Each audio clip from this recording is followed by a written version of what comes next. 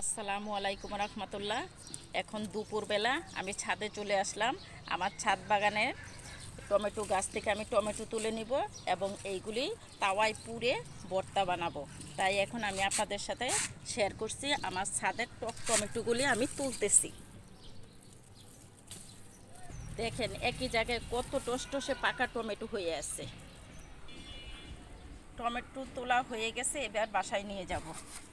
আর চুলায় তাওয়া বসিয়ে রেখেছি আগে থেকে গরম হওয়ার জন্য। এখন পাকা পাকা টমেটোগুলি ধুয়ে আমি তাওয়ায় পুড়ে নিব।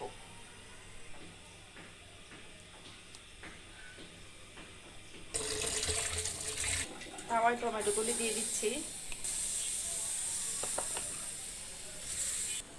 টমেটো পোড়া হয়ে গেছে, এবার আমি টমেটোটা তুলে নেব। আর এখন চুলায় কড়াই বসিয়ে নিলাম, এটাতে পেস্তা করে নেব। তেল গরম হয়ে গেছে, এবার পেঁয়াজ দিয়ে দিব বেস্তা করার জন্য। পেঁয়াজটা ভালো করে ভেজে নেব। পেঁয়াজ বেস্তা করা হয়ে গেছে, এবার টমেটোর পাশে তুলে নেব।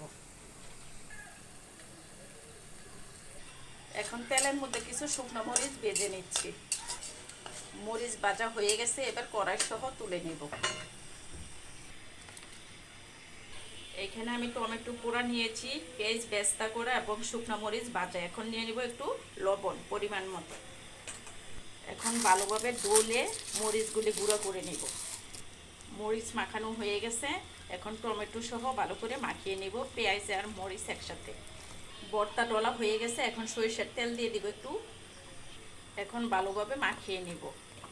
আর আমার এই ভর্তা বানানোটা যদি আপনাদের ভালো লেগে থাকে তাহলে অবশ্যই লাইক কমেন্ট শেয়ার করে দিবেন। আর এখন সবাইকে অনেক ধন্যবাদ জানিয়ে শেষ করছি। আল্লাহ হাফেজ।